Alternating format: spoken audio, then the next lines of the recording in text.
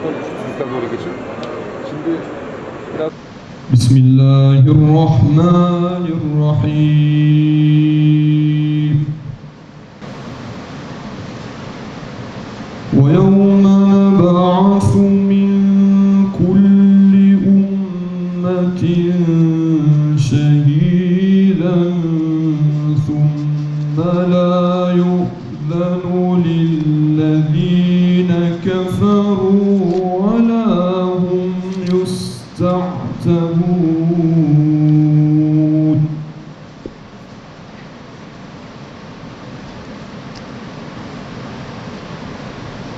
وَإِذَا رَأَى الَّذِينَ ظَلَمُوا الْعَذَابَ فَلَا يُخَفَّفُ عَنْهُمْ وَلَا هُمْ يُنظَرُونَ. Kur'an-ı Kerim tilaveti için Ferhat Fırat hocamıza teşekkür ediyoruz. İlahi vahiy, ikra kelamını duyduğumuzdan beri.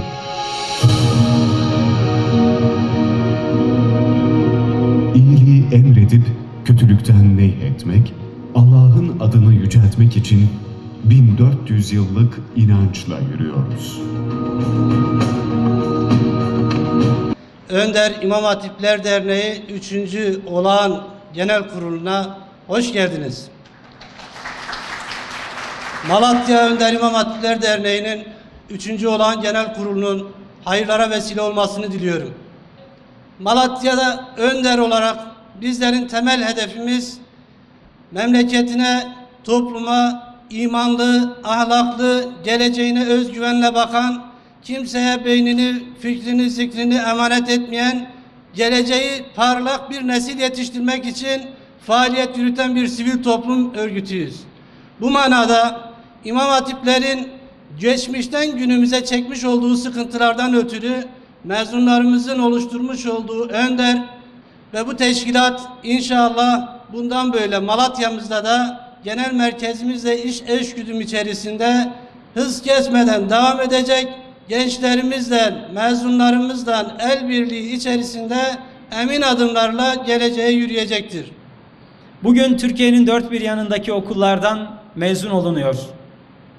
Mesleklerden emekli olunuyor. İşlerden emekli olunuyor. Ama İmam Hatip'ten ne emekli olunuyor ne mezun olunuyor. Çünkü burayı biz bir aile olarak görüyoruz. Ailenin emekliliği mezuniyeti olmaz. Mezun olduğumuz, okuldan ayrıldığımız yılların üzerinden 50 yıl, 40 yılda geçse, 60 yılda geçse tekrardan okullarımıza geri dönüyor. O sıralardaki genç kardeşlerimizle buluşuyor, onlarla kucaklaşıyoruz. Çünkü bir dedenin aileden emekli olduğuna şahit olan var mı hiç?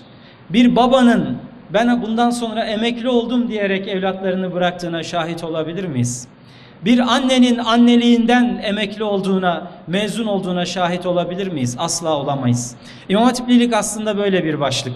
İmam Hatipli olmak, bir ailenin mensubu olmak aslında. Bir kimliği kuşanmak, bir kimliği taşımanın ötesinde o kimliği yaşamak. Bu yüzden İmam Hatipli olmayı hiçbir zaman emekliliği olmayan bir ailenin üyeliği olarak gördük her zaman.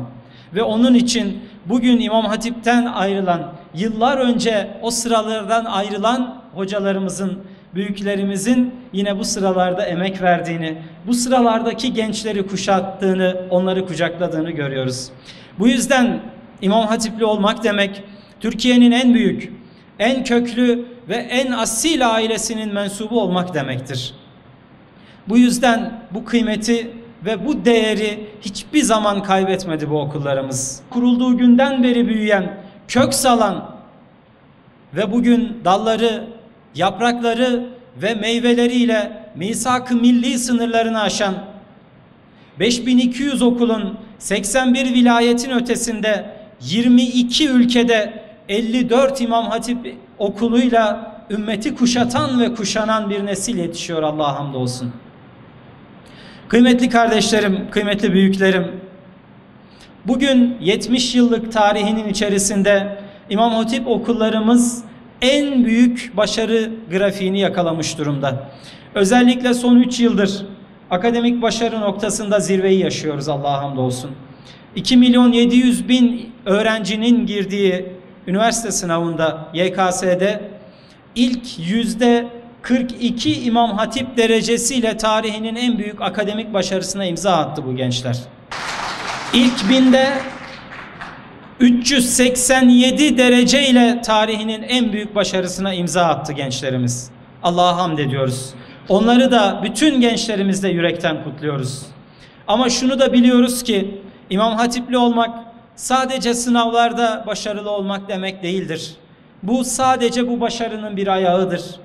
Bizler İmam Hatip gençliğini ahlakıyla, maneviyatıyla birlikte kuşanan gençler olduğuna iman ediyoruz. Bizler İmam Hatip gençliğini tanımlarken secdelerine, dualarına ve hayallerine sahip çıkan gençler olarak tanımlıyoruz İmam Hatip gençliğini. Ne secdesinden, ne duasından, ne de hayallerinden vazgeçen bir gencin İmam Hatip kimliğini yaşayamadığını söylüyoruz.